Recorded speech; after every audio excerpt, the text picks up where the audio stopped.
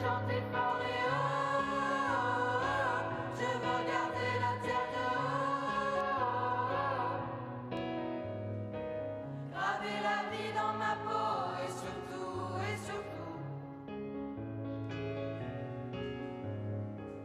respirer à nouveau.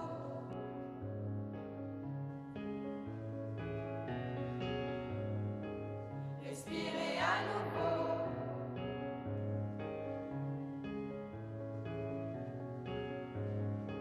Regarde, on peut danser, regarde, les fleurs vont pousser, écoute les enfants se relever, puis tomber, puis nous relever, puis nous relever.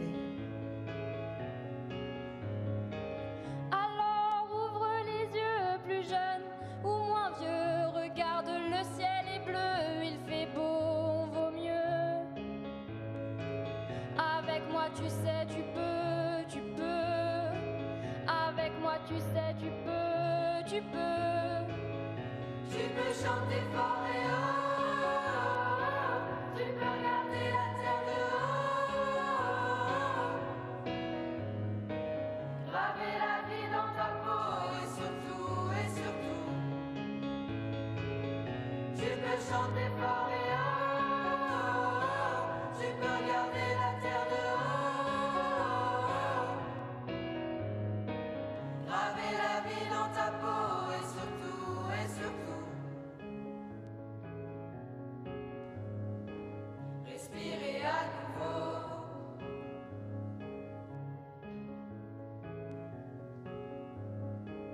Respirer à nouveau.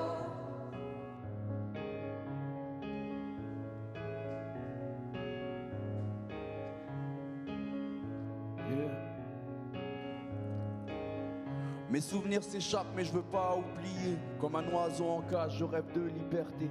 Je veux croire en la vie comme un fou allié. J'ai croqué dans la pomme, je peux pas me réveiller.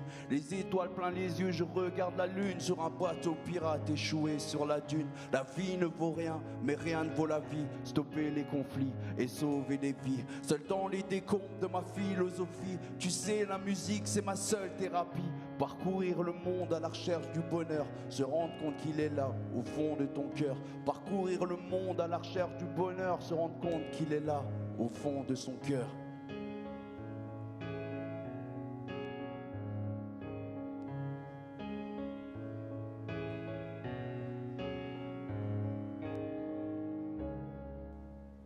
Respirer à nouveau.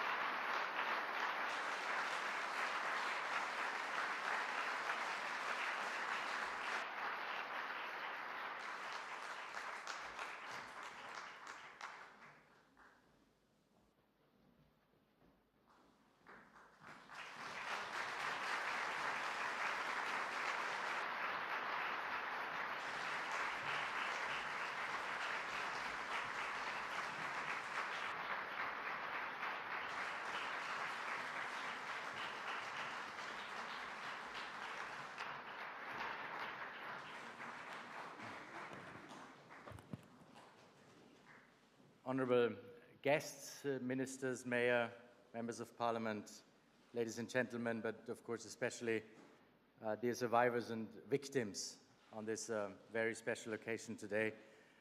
First of all, thank you very much for that beautiful musical prelude, and thank you, of course, to everyone for being here with us today. Because today is a very special day. We remember all those who have suffered through terrorism everywhere in Europe. They come from every member state, they practice all religions, they hold all manner of political opinions, or sometimes none at all. They are young and they are old, they are men, they are women, and they are children. But they all share one thing in common. They are victims and survivors of an attempt to spread fear and spread hatred. They have endured trauma and loss, and the impact continues to reverberate today and well beyond these wars, of course. But however painful, remembrance is a duty we must do all in our power to fulfill. And however difficult it is to think of the response to the unthinkable, I would see 3 ways forward. The first is that we have to say the names of those we lost. Look at their pictures, hear their stories, and celebrate their lives. We have to shine the light of today on the yesterday they shared with us. And to put it simple, we honor those who are gone by the very fact of remembering them. I would like to especially express our gratitude to Michel, Anna, Federica, and Wolfgang, who will share with us their stories and their journeys also. We are deeply honored by your presence alongside us on this very heavy day, and I'm personally humbled by the courage you embody in lending your voices to remembrance. For all of you, those victims and survivors who are with us today, we want to honor you by showing you our solidarity today and, of course, every day. We want you to know that we are here as your fellow Europeans, but we are also here as the representatives of millions of other fellow citizens. And all of Europe, of course, stands with you. The second thing we can do for the survivors and victims is never allow the terrorists to drag us into their darkness. We must stay true to who we are as Europeans, to our open and our democratic societies, and to being compassionate, moral, and being just. We will always do what the terrorists actually never do: follow the rule of law and respect the human rights. I know, of course, we can never hope to erase the loss and the pain that you have felt and, of course, continue to feel, but at least we can take away from the terrorists the things they try to achieve, to sow hatred and destroy our European way of life, to divide us and turn us against each other. And that takes me to the third thing we are called to do. We are called to act. We must act to protect our way of life and even our democracy. And we must face terrorism with determination and with steadfast resolve. We are here in France, and so we think especially, of course, of the victims of the 2018 attacks that took place here in Strasbourg and those of 2015 in Paris. But Strasbourg is also a European capital, so let me say what we need to act on a European level. It begins with the battle against the radicalization of our youth. We see too often how the merchants of hate prey on children with their twisted lies. And we must counter those lies with truth. We must offer a positive vision of European citizenship and a sense of purpose, especially for young men who feel lost and often lack direction. This is not a task for any one sector or any one person. It is a task that involves us all, working together with schools, together with communities, together with sports clubs, but also engaging with online tech platforms to make sure they live up their responsibilities to make their content safe and their content also honest. And we must also be able to deal with the threats themselves. The best way is for us to, of course, to prevent them from happening in the first place by making sure our law enforcement has the information they need to take action and take action in time, because we owe it to you, of course, the victims and survivors of terrorism, to put security into every part of our policy work, in how we talk to third countries, for instance, in how we design new information systems, in how we build our infrastructure, and also how we design our cities. And for all these things, I promise that we will do everything we can to make Europe safer. And as we look at the faces and say the names of the victims, as I said, young and old, men, women, and children, Christians, Jews, Muslims, there's no way to avoid, of course, feeling sad. But there's also, of course, hope for a better future. Thank you very much.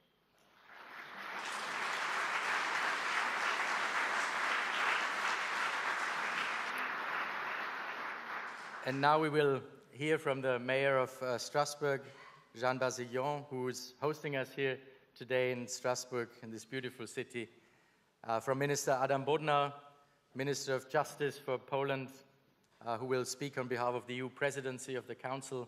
And finally, it is my honor to welcome and to invite afterwards Gérald Darmanin, Minister of Justice of France, to address us. Dear Mayor, please, the floor is yours.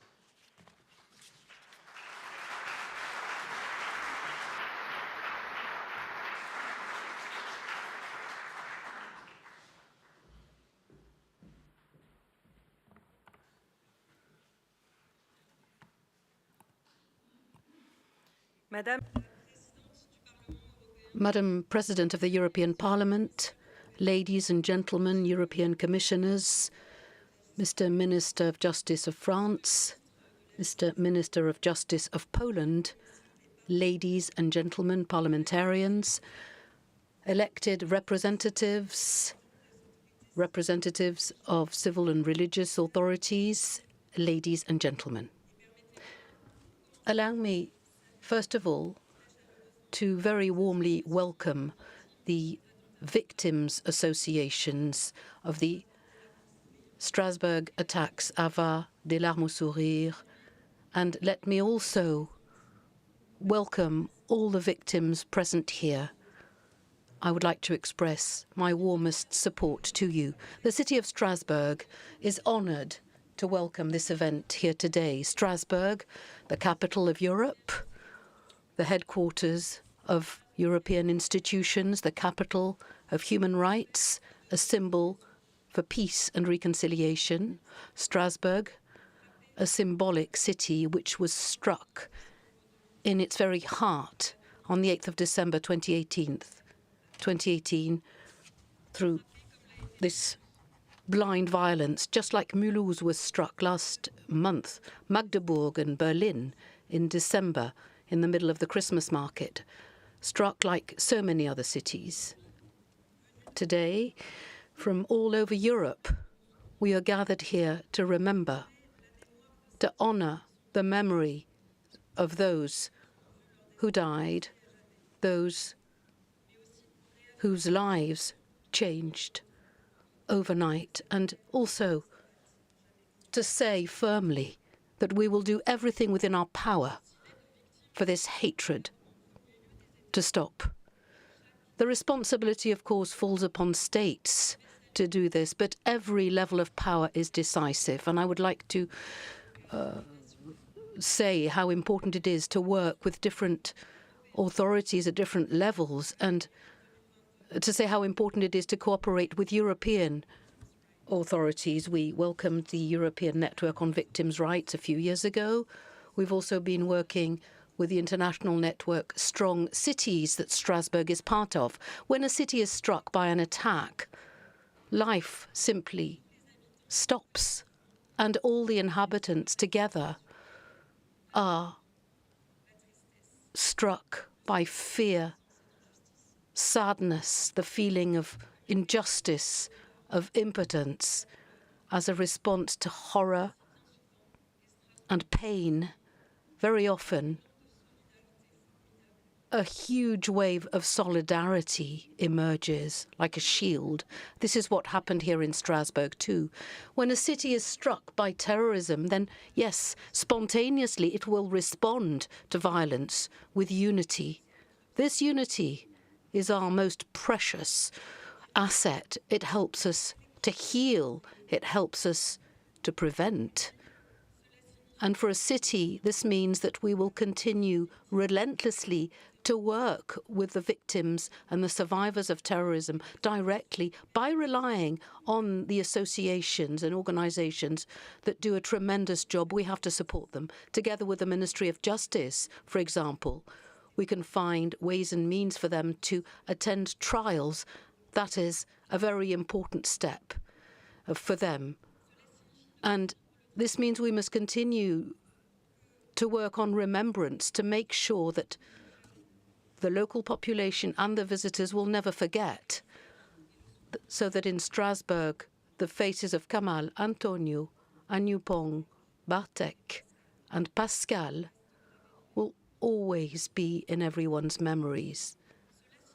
And this also means that we have to relentlessly defend the values of our republic, relentlessly defend the values of Europe, of peace and cohesion, because those are our beacon.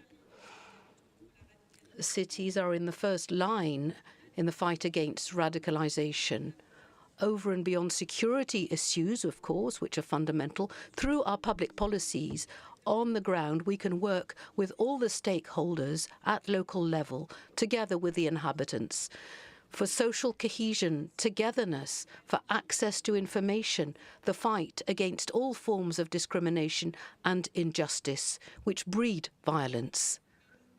We can and we must fight against everything that divides us, and nothing here can be too small. I would like to welcome and greet the work of all of those all over Europe, wherever they are, and often invisibly, are working together to preserve this unity. And I would like to pay tribute to all of those who see to our safety, those who are involved daily to fight radicalization. And I'm thinking in Strasbourg of all these partners from our Council for Safety and Preventing Offending and Radicalization. I'm thinking of all of those working daily against extremism, radicalization, and all the associations working with victims, those who carry hope, who open up spaces of beauty and light to transmit through art and through words a message of peace and solidarity for all. Let us work together tirelessly to protect all the citizens of Europe, for a Europe which will defend and protect, which will guarantee fundamental rights of a community of faiths which extends well beyond our borders. Thank you.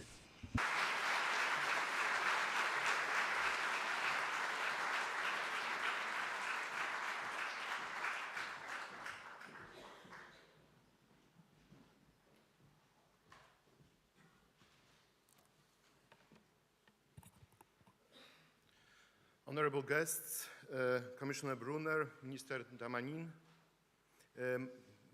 Madam Mayor, members of the European Parliament, distinguished guests, and most importantly, dear survivors and families of and members of families of victims.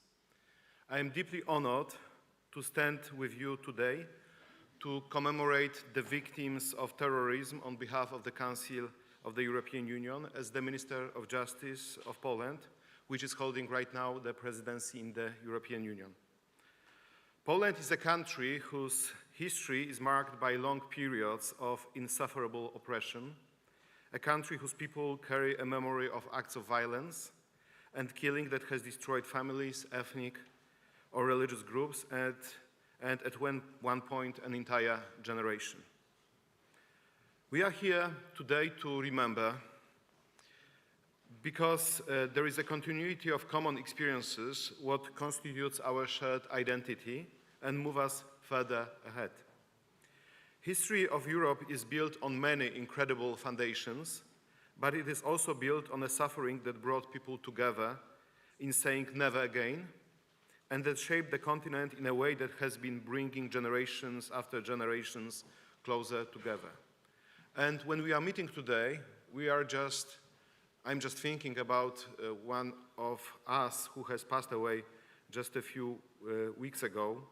His name was Marian Turski. He was Auschwitz survivor, and he was one of those guardians of the memory about Auschwitz, and that he has created like a special in his speech during the 75th anniversary of the liberation of Auschwitz, so-called 11th commandment, thou shalt not be indifferent, that we cannot be indifferent to different things that happen around us. And I think that it is also a relevant motto for the day of today.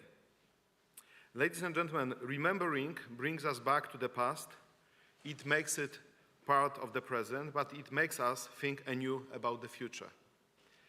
And remembering the past, tragic past, pays tribute to those innocent brothers and sisters of ours. It makes us realize the irreparable losses that we have suffered, irreparable losses that are consequences of the acts of terrorism that Europe has witnessed way too many times in its recent past. We are here to commemorate tragic events, different ones, but each of them is extremely important. Each of them is special to victims. Each of them is special to families of victims. We remember about Charlie Hebdo, about attack on Bataclan. We remember about terrorist attack in Strasbourg. We remember about shooting in Madrid, but we also remember about Baghdad in 2003. And when we are here just close to the Council of Europe, we should remember that there were 22 officers of the United Nations, including Sergio Vieira de Mello, that were killed in 2003 in Baghdad. And we say to those victims, we will always remember you, but we say to families of victims, to survivors, that we will always be with you and we will always support you.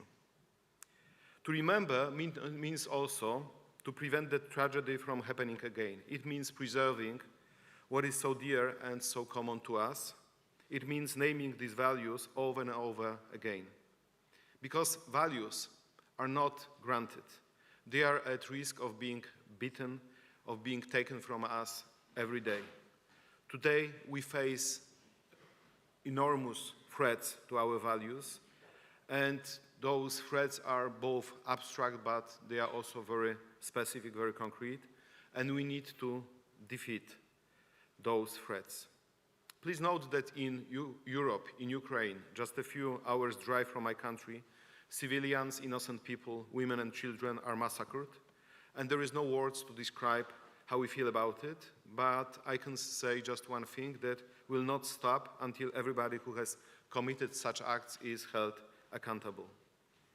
And in fighting against those brutal acts and war crimes, we also ask ourselves continuously a question: how to make Europe safer, more secure, stronger in a way that does not deprive it of freedoms and rights it has shaped over centuries. So this continuous fight for finding a proper balance between security and rights is one of our major tasks. Because we have to fight for building a place of a dream which is Europe for many, like me, like people in my country, like people in France. I would like to thank from the bottom of my heart all of you who have dedicated your lives to preserving a Europe being safe from hatred, oppression, terrorism. I would like sincerely thank French authorities, our hosts, for leading Europe in its efforts in combating terrorism and ensuring it has no place in Europe. Let me leave you with a short passage from the poem by Polish writer Czesław Miłosz, Nobel Prize laureate, Campo di Fiori. This poem has been written in Warsaw in 1943 during the Warsaw Ghetto Uprising. I quote, "Someone will read as moral that the people of Rome or Warsaw haggle, make laugh as they pass by the martyrs' pyres. Someone else will read of the passing of things human, of the oblivion born before the flames have died. But that day I thought only of the loneliness of the dying, of how, when Giordano climbed to his burning, he could not find in any human tongue words for mankind, mankind who live on. Thank you.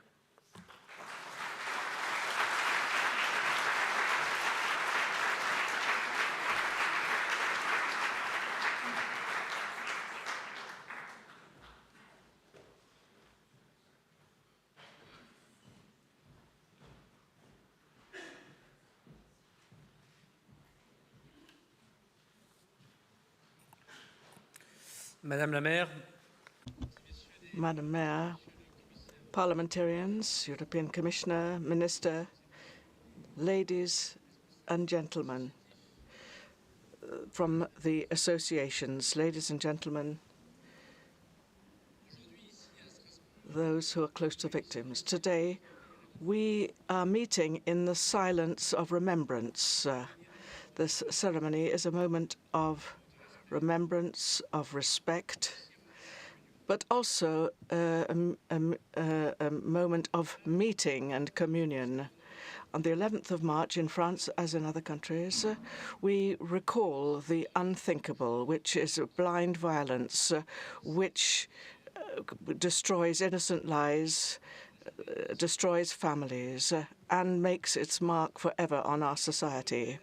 This European and National Day of Remembrance is a message of unity in the face of threats, a message of solidarity for those who have been affected, and a message of fidelity to those who have disappeared.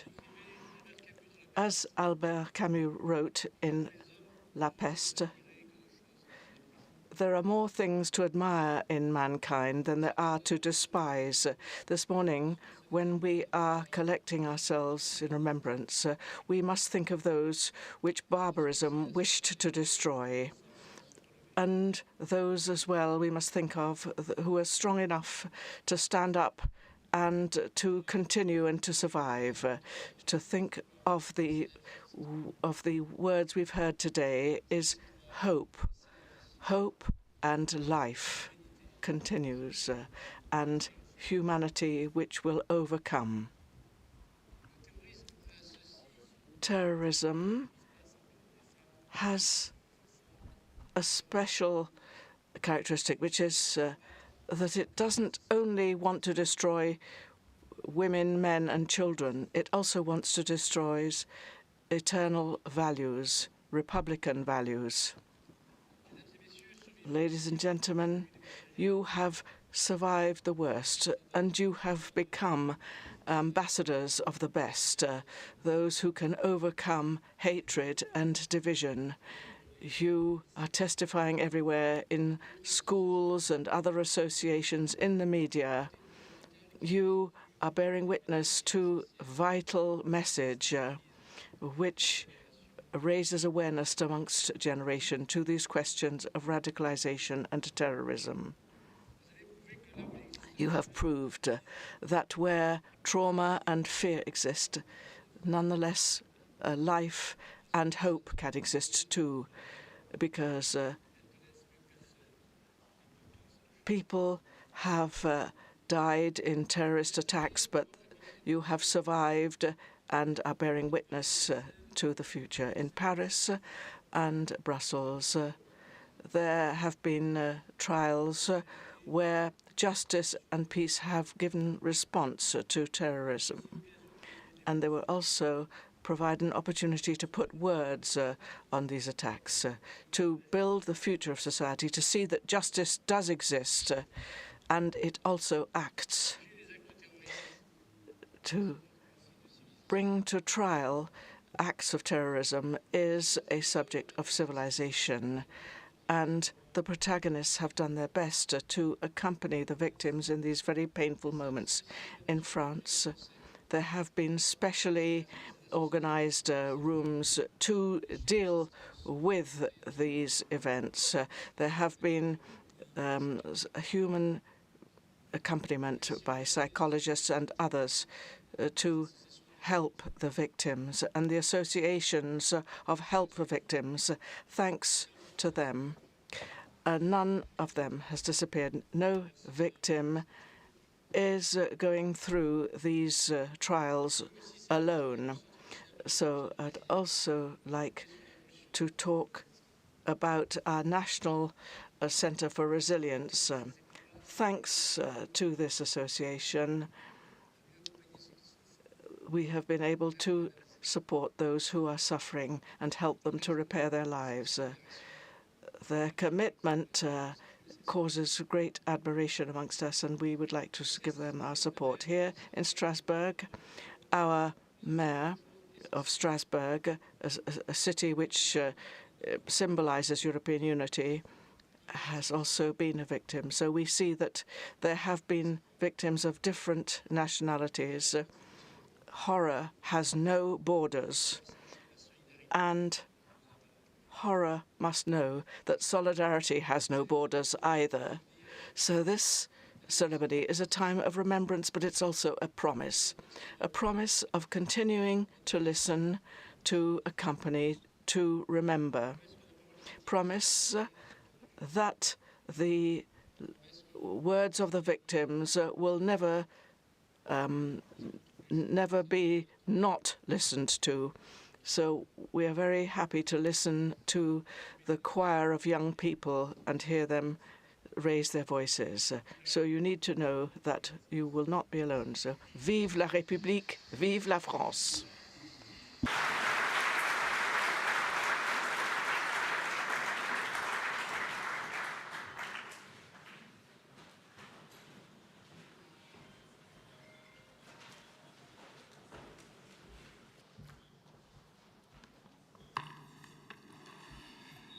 Bonjour. Good morning. It's my honor to present the victims who will come to bear testimony. These are always very emotional moments on the path to resilience. I can understand that some of you find it difficult to listen to these testimonies, so I would like to invite those who would rather not listen to these very intense moments to withdraw if they so wish and join us again later.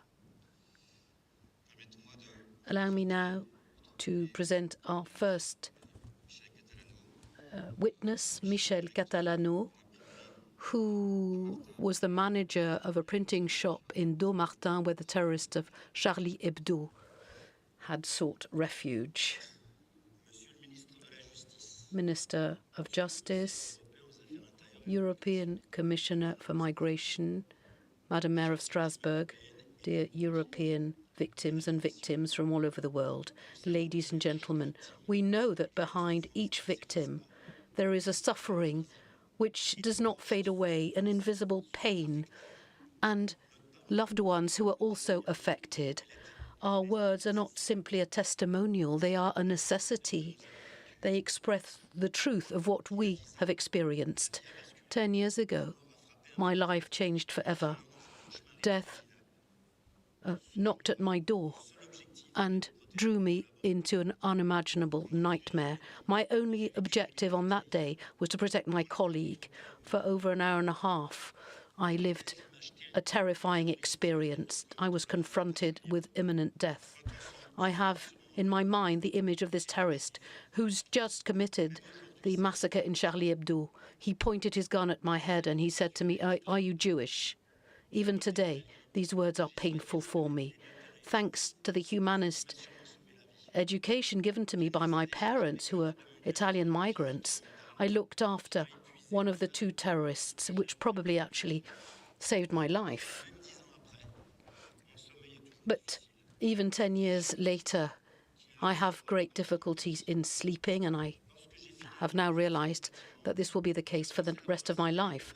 When I finally managed to leave the building, I thought that I'd incited the terrorists to follow me, but they stayed inside, and waiting became agonizing. It lasted for hours. There was nothing I could do any longer. I could no longer protect my colleague. This was a huge suffering. Fortunately, he survived the attack. And this was a great relief. But the nightmare didn't stop with this. I had to speak to the police. There was the press in front of my house. Post-traumatic shock. After that, there were many other difficulties, including with the insurance companies. But then I came back went back to a routine. And in these very painful moments, we were also able to meet with wonderful people. Things have been moving in the right direction for 10 years now, in particular thanks to the action of the associations. And I must say, I want to say that my family has been essential in helping me with this. Every day as I walked past the building where my printing shop was, I experienced the same pain coming back. But I was able to benefit from the support of my family and others. As we all know, we're not alone in this pain. There's also the indirect victims, as we call them, our families, our loved ones, our relatives. They also experience this anguish, the unbearable waiting, the fear of losing a loved one. They're often silent, often invisible, but they suffer just as much. They also deserve our recognition and our support. And I would like to pay tribute to them today, because without them, we wouldn't be able to survive. Today, on the 11th of March, as we're gathered here, I feel this deep solidarity between us very strongly. Since the 9th of January 2015, I met with many of you. Sometimes a simple look is enough to understand each other. I feel I'm reunited with so many friends in this huge family, this big family of ours, thanks to the French Association for Victims of Terrorism. I was fortunate enough to meet with extraordinary people who gave me the strength to continue. I'm thinking of Samuel Sandler, whose son and grandchildren were victims of the attack in the Jewish school in Toulouse in 2012. Samuel had advised me for the first trial. He was convinced that the testimonial of victims was very important and liberating. I also think of Simon Fieschi, a survivor of the Charlie attack, who died recently in September 2024. I had seen Simon again during the trial of a French terrorist. I found his presence very comforting. I've also spoken in schools. I spoke to many young people who had very relevant questions. I also met with the colleagues and pupils of Samuel Paty and Dominique Bernard, these two teachers who were murdered by Islamic terrorists. I've also been able to go to prison to speak to prisoners. That was also very interesting, and I've understood that I could perhaps, on a very small level, change the world we live in, a tiny bit. My parents taught me the values of love, sharing and honesty. They were very keen for our host country, France, to be proud of me. I have strong Italian roots, and I also have my love for France. I have planted a tree for my parents in the premises of my new company. And like all of us here, I'm not simply a victim of terrorism. I'm not only that. I'm also the president of a sports field hockey association. I belong to another association for the protection of heritage. And all of these activities connect me with the world of the living, writing, drawing, bearing witness. And I would also like to say how important my wife has been in all of this. She has been with me every step of the way, all through these difficult days and nights. Associations are not turned towards the past, but towards the future. Speaking out makes it possible to remember that behind every tragedy, there are lives, there are families marked forever, and this also enables us to transmit a message of hope, that of resilience, solidarity and remembrance. Thank you to all of you for being here. We're not alone. Together, we are moving forward.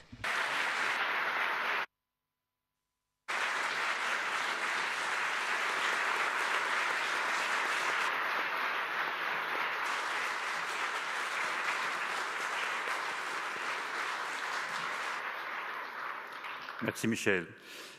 C'est avec le plus grand honneur. Thank you, Michel. It is a great honor that I would like to introduce to you Mrs. Anna Panhofer, who is Polish in origin, who lives in Brussels and who lost her mother during the attack in Brussels in 2016. Dear friends, today we are meeting here together. We are gathered to pay tribute to those who were affected by the attacks, those who were completely injured, to those close relatives who lost their lives in circumstances which were tragic and unjust. They lost their most valuable possession, life, without being responsible for their destiny. Those were existences which were broken up by violence, incomprehension, and by the divisions which we human beings all too often have created.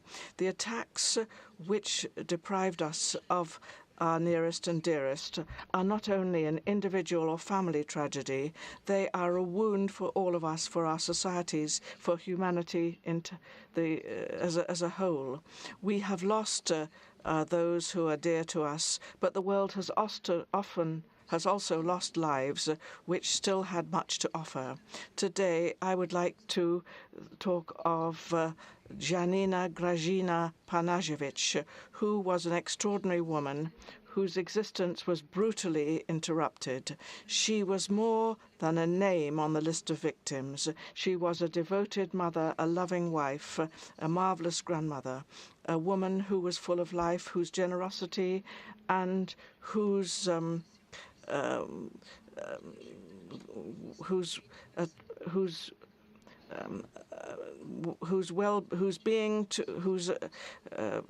in concern for others was much more important than her own. It was immense. She put happiness of and the well-being of others much before her own, which was a rare and precious quality and which made her so special. She left her native Poland in the 90s during a period of very difficult transition.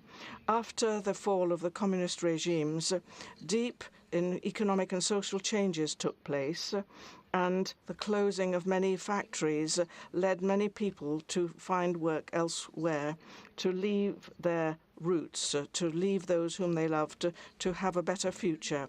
And amongst those exiled, Janina was one of them. She did not leave Poland joyfully, but out of necessity, out of love for her family, to be able to offer them a better future. At the beginning, when she came to Belgium, she just came for a few months, thinking that she might find some temporary work, just enough to be able to meet the needs of her children and her husband. But these few months became years and Brussels became a second home to her. And she told us that nothing was impossible, that obstacles can be overcome, that love and perseverance can overcome everything. I remember the day of the attack as if it were yesterday, because it is a pain which does not grow less. That particular day, I heard talk of an attack in the underground, and I immediately thought of my mother because I knew that that was the line she took to go working. So she was going to work just before coming to Poland to spend the holidays with us. I remember that day forever. But what has happened has, in fact, was terrified nights trying to find her, news of her in hospitals, and then the confirmation that she was indeed one of the victims. This was a nightmare from which we will probably never awake. So we were supported by people who were very kind and generous. Unknown people, friends, but also representatives of all kinds of associations. And thanks to them, the body of my mother was able to be brought back to Poland, to be buried amongst her family. Meetings such as those of today remind us that we are not alone in our pain, that we are a community of remembrance. And they also remind us that despite injustice and suffering, we are united and we are fighting for a better world. Freedom is a universal aspiration, an ideal which we all share. But it is our duty never to forget that freedom also bears immense responsibility, that is, to build a fairer future, to transmit to future generations a society where such tragedies no longer occur. Each of us have our own definition of freedom, but you cannot have freedom without respect, without rules which do not enable us to work together in peace. The meeting of today proves that despite our differences, our different origins, our different beliefs, we share the same essential beliefs, which is to have a better world to pass on to our children. Thank you all for gathering here today. Thank you for bringing to life the memory of those whom we have lost. We would like to have a world which shows greater solidarity and greater justice too.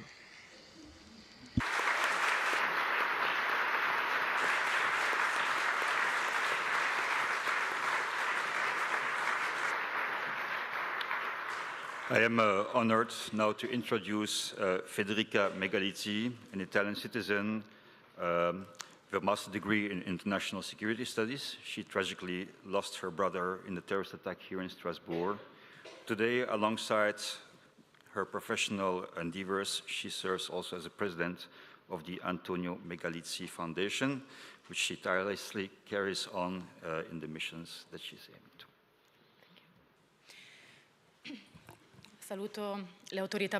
I would like to thank the authorities present in this room, all of those who have hosted today's meeting for this very important ceremony of remembrance. It's very emotional morning. It's being held in Strasbourg, such a beautiful city. But I find it hard to look at it without eyes that are rather sad, because it is if we look at the city which is in the heart of Europe, we're also looking together with the European leaders trying to make the world a better place to live, because the nightmare of what of the victims have been through is true. We have got Pascal, Batek, and Antonio. Antonio was my brother. And so he was there when I was born. He was good, brilliant, generous, and very funny. He was a journalist. He was a great communicator. So he believed in great importance of citizens, and he provided reliable information on what was going on in the life of citizens, and also in the European Union. And he was, in fact, in the process of undertaking more training to become more conversant with the affairs of Europe. So Antonio said that he was telling the story and the narrative of our past history, because so he was also very important. Since 2015, he was working together with the European Union to try to provide greater transparency and information about the European process. So he was a European citizen, a European journalist, and he dedicated many articles to events in the European Union. So he came to Strasbourg, and he was in Strasbourg at the time of the 11th of December 2018. And when he came here, so when I think of what happened to him, I am completely overtaken by hatred and the contempt for what happened to him. We will never lose the pain of his disappearance. And this has been more than 6 years since he disappeared, but nonetheless, the pain is still there. I would like to recall him. I would like to say what he wanted to say. I would also like to think of what he has left behind, but it is something that has happened. After the tragedy of his death, we had to do something. We wanted to hear the voice of Antonio after that. So with the support of family and friends from the circle of journalists as well, we set up a foundation, Antonio Megalizzi Foundation. So this is something to remember my brother and to provide training and information, particularly with regard to the European Union. So this is still a work in progress with regard to supporting peace. And the values are ones which we have got to make part of ourselves.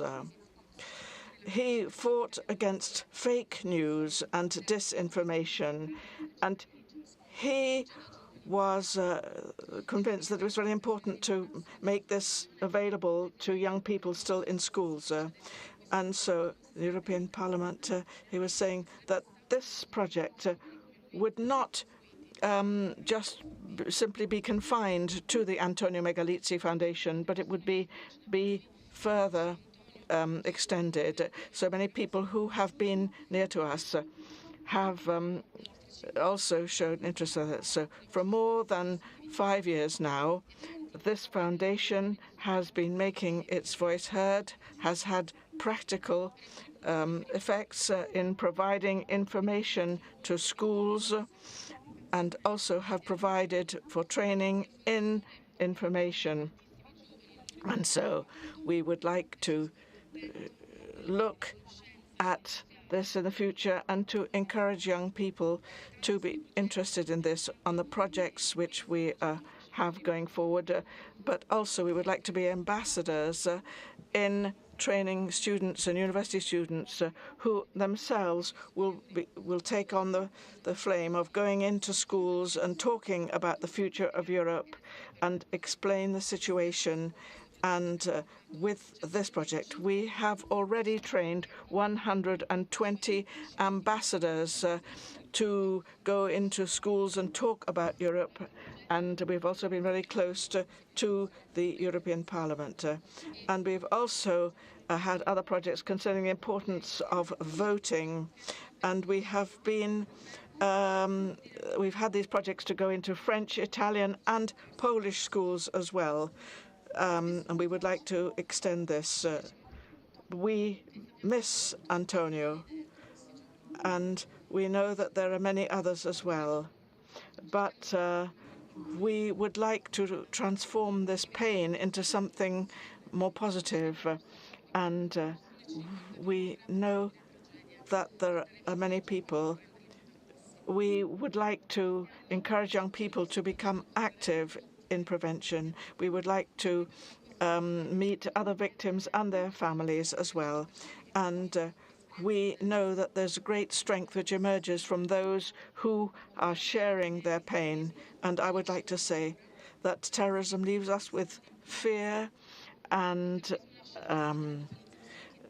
with terror, but also it leads us to the lack of those who we miss, but also encourages us to get together and support one another, to build together security, fairness, information, and also to deal with what we have to do. So we would like to work for these objectives and to lead to a better world.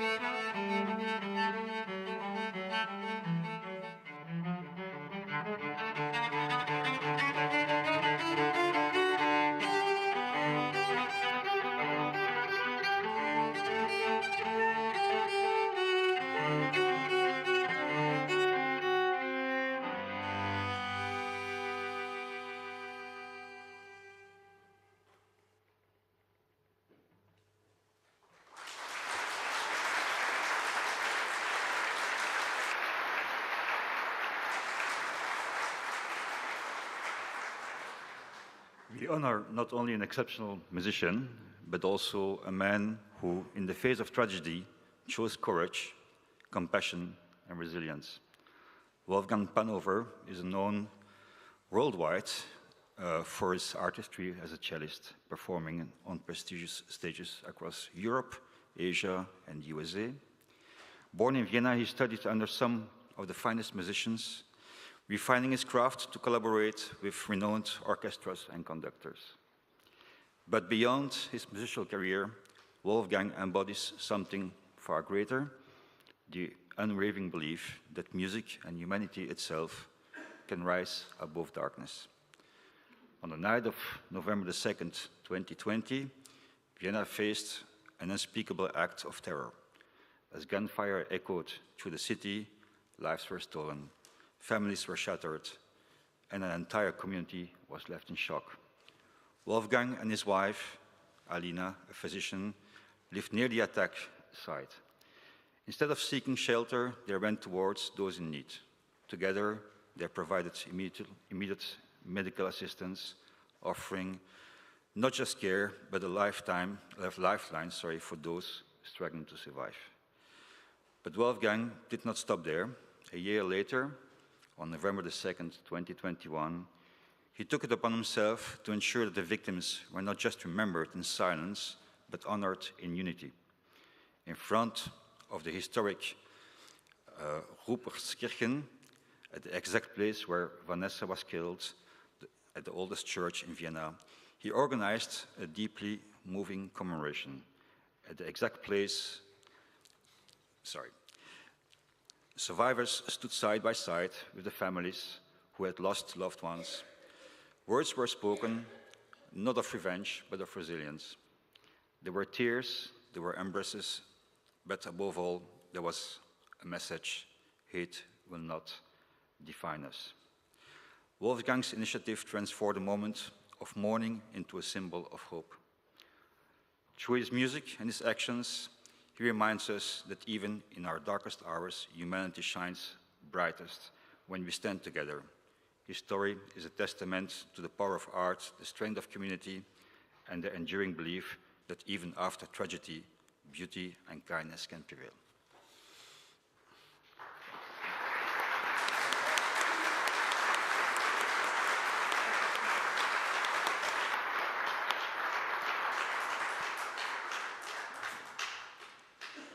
Liebe Freunde, liebe Familie.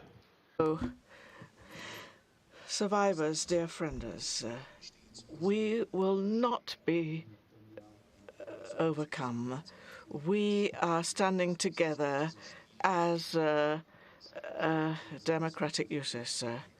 So we are standing together. A weapon against terrorism and suffering is a cello and a bow. Sometimes music is stronger than words.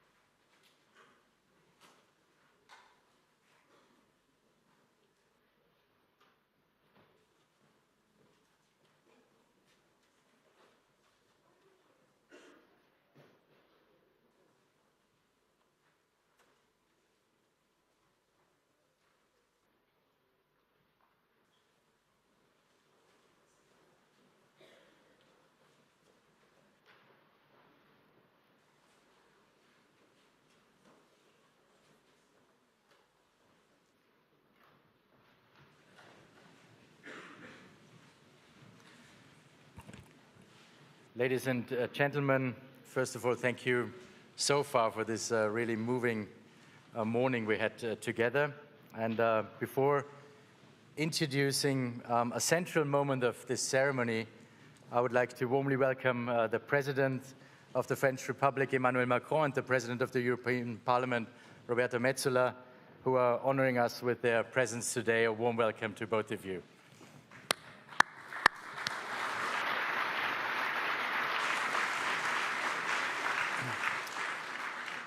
We come now to a symbolic moment of our Remembrance Day, the tree ceremony.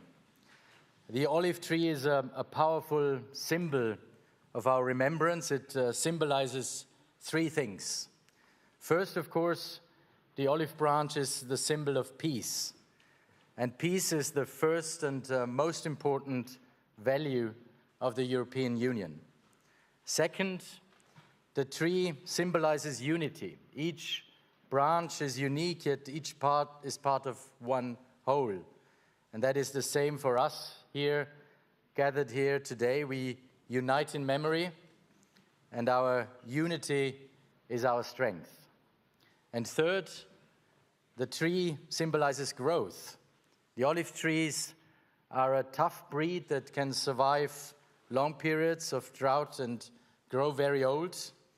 It's a living thing also, rooted in the earth, but reaching for the sky, turning light into growth. And Europe, too, will grow stronger in the light of hope. We have today with us a group of pupilles de la nation, of children who lost a parent or carer who died in the exercise of their duty to the public. And I will ask them now to come to the stage to hang their messages. They will represent all of us in sharing their hopes, their wishes, and their thoughts, of course. And some of you may also wish to join them with your own messages of hope. And at the close of today's ceremony, I will invite all of you who would like to share your messages and hang them on the tree to come up and do so.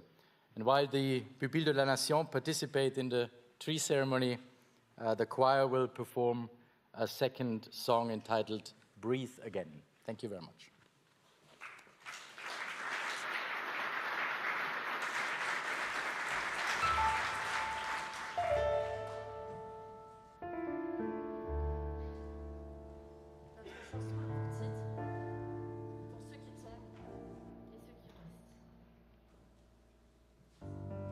Nous l'avons créé en pensant à tous ceux qui meurent à travers le monde sous les balles de la haine, de la barbarie, de l'ignorance.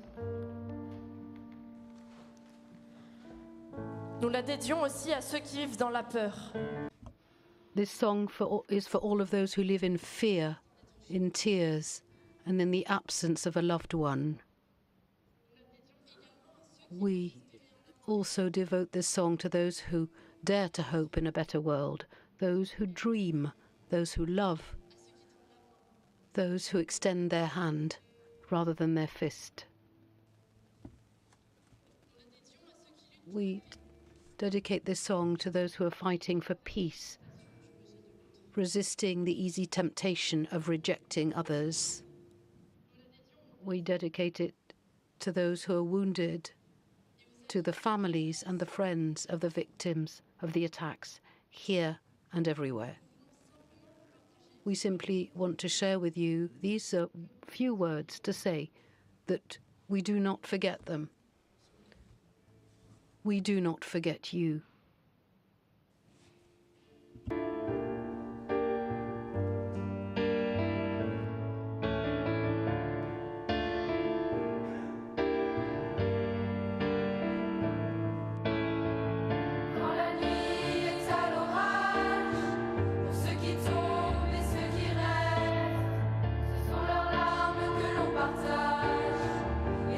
Chanson bien modeste, ces mots sont des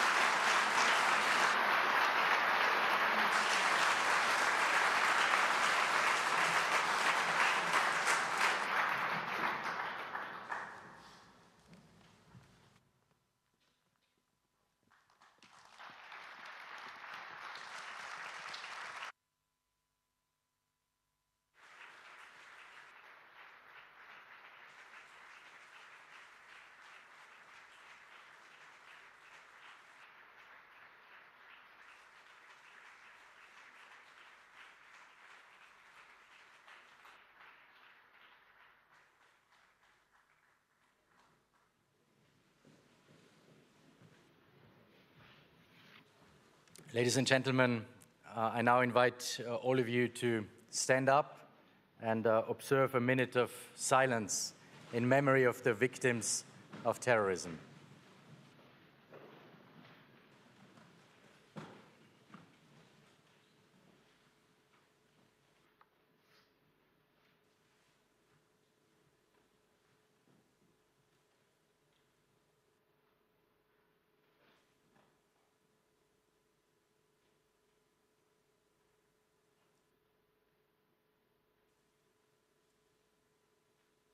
Thank you very much. Ladies and gentlemen, we will now hear closing remarks from President Metsola and President Macron. Dear President Metsola, dear Roberta, may I invite you to take the floor.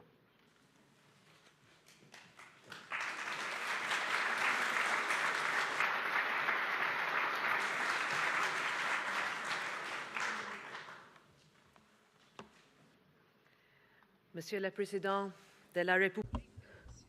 Mr. President of the Republic, Commissioner, Minister, Madam Mayor of Strasbourg, ladies and gentlemen parliamentarians, ladies and gentlemen victims of attacks and relatives.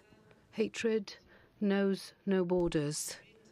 From Madrid to Mannheim, from Paris to Brussels, terrorism has caused deaths in our families, our communities, our nations. But memory has no borders either. And it is our duty and our responsibility,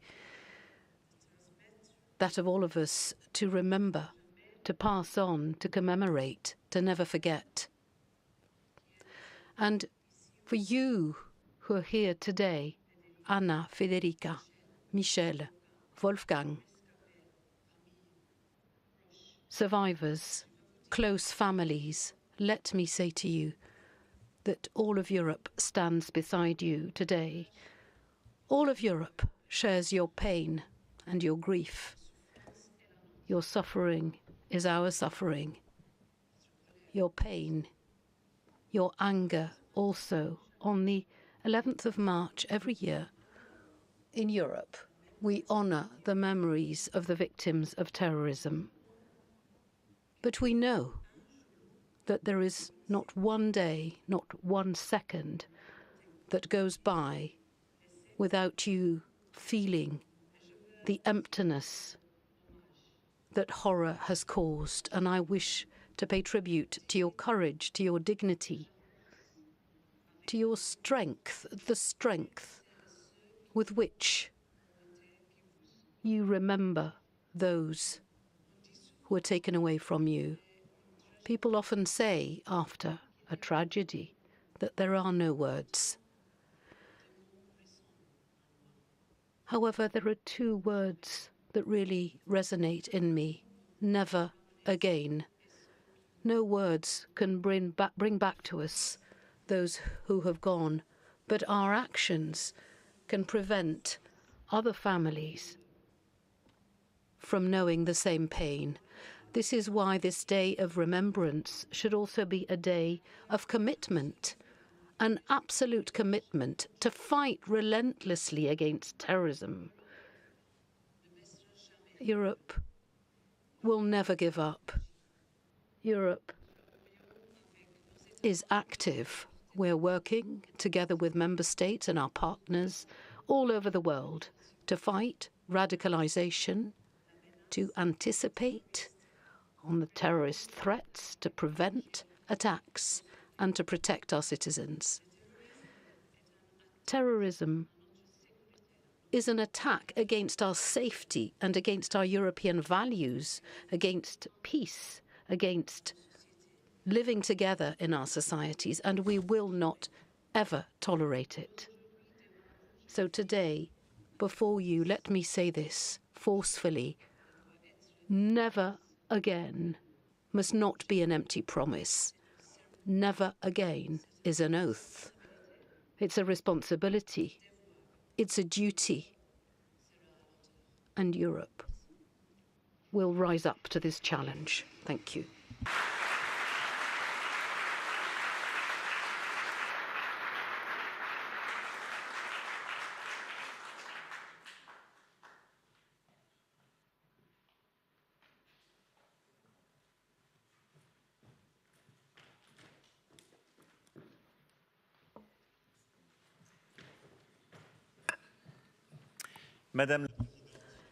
Madam President of the European Parliament, dear Roberta, thank you very much for your words.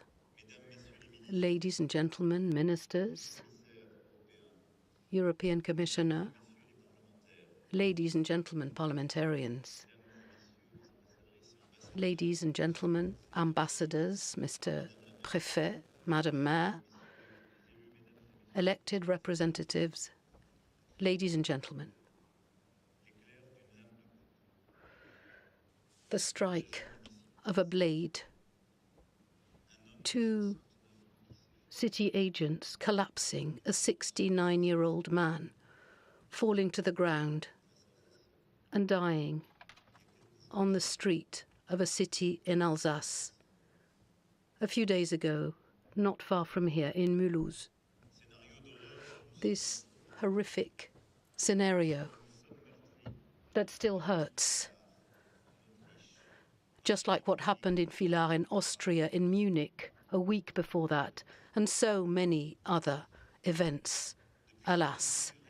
Since the 22nd of February 2025, Mr. Loureiro is among the hundreds of men, women and children in Europe who, because of the horror of terrorism, lost their lives or saw it change unrecognizably. Since the 22nd of February 2025, Mulhouse has joined this sad family.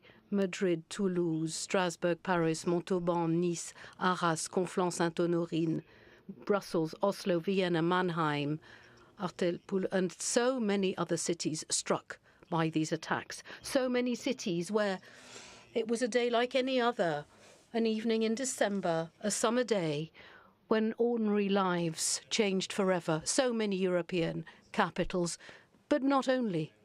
In Israel too, on the 7th of October 2023.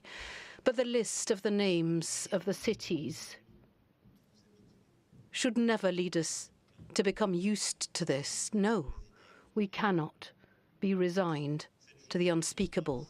This day of the 11th of March is a manifesto of this. It started with the attacks in Atocha in Madrid on the 11th of March. This is the day where we commemorate the victims of terrorism and terrorist attacks in Europe. Because remembrance is what makes us different from barbarity.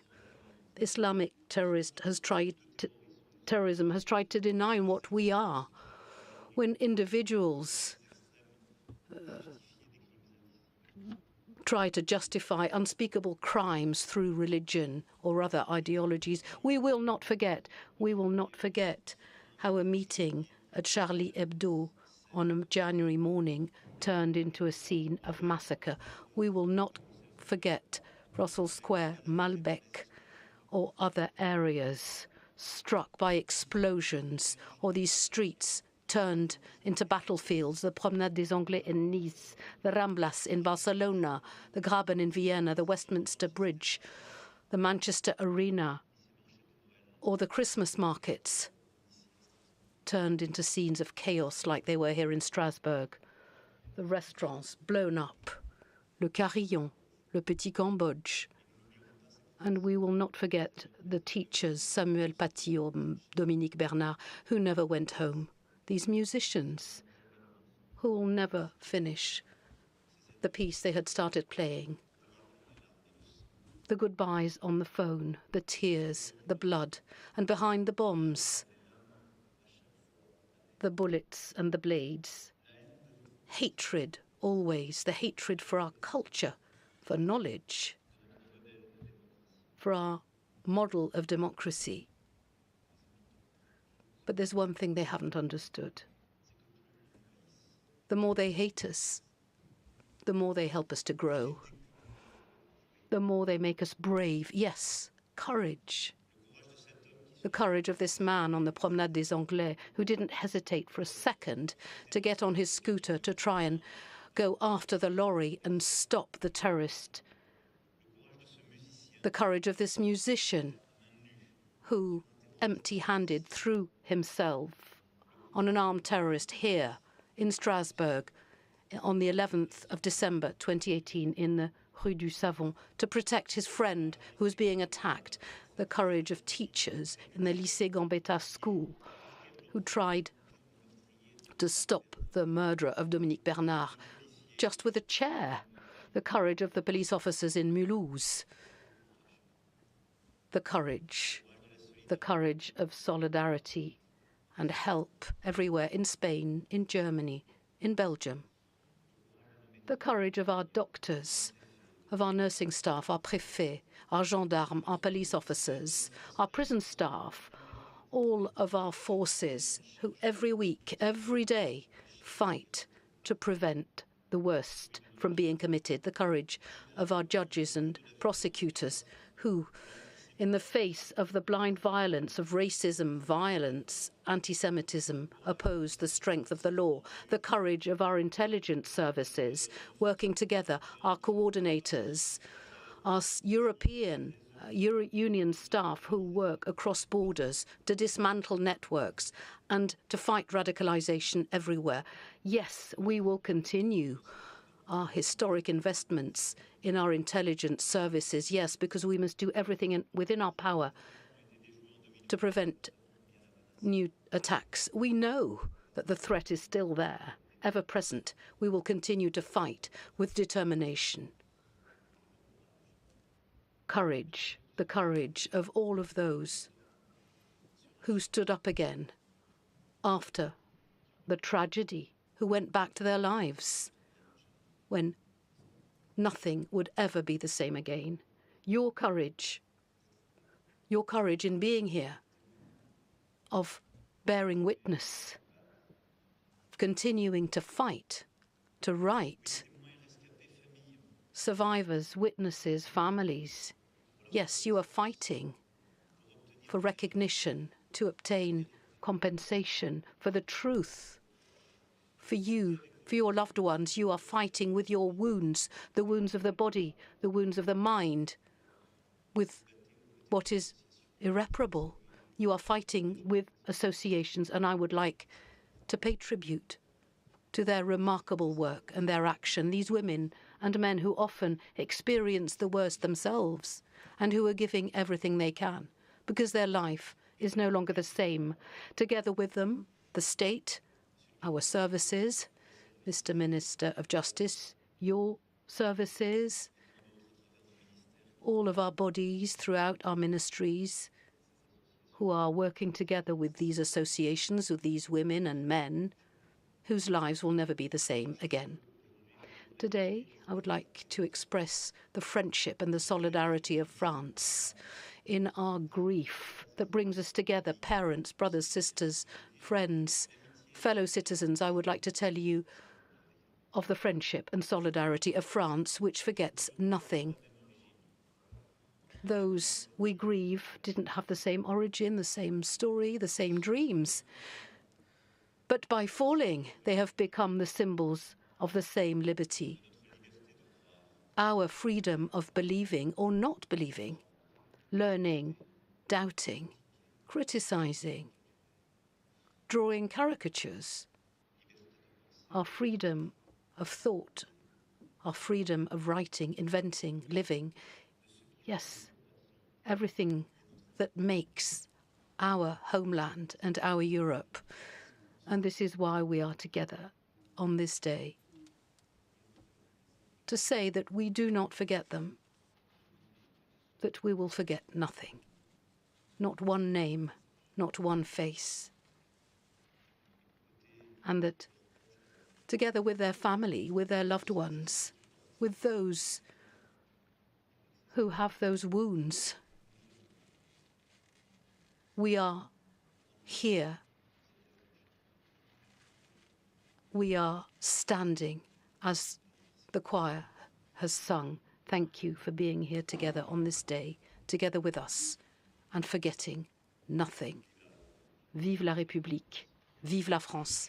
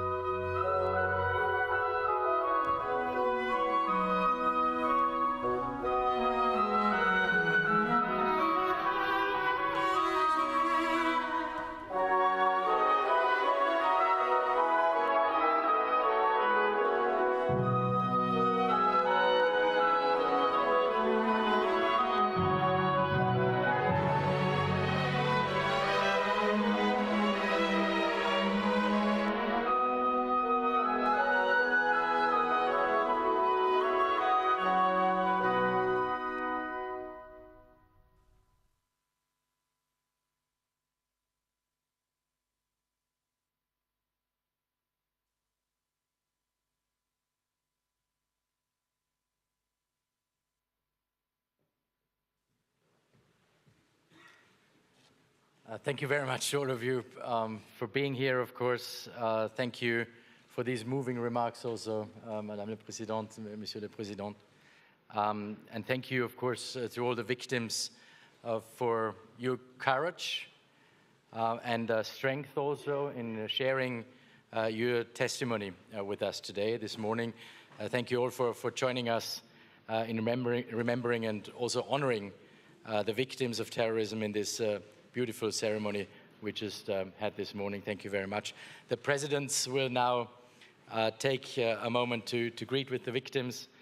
For those who wish to hang their message at the tree, at the olive tree, you are now, of course, warmly welcome to do so, and I invite all of you for the reception afterwards throughout the hall. Thank you very much for coming.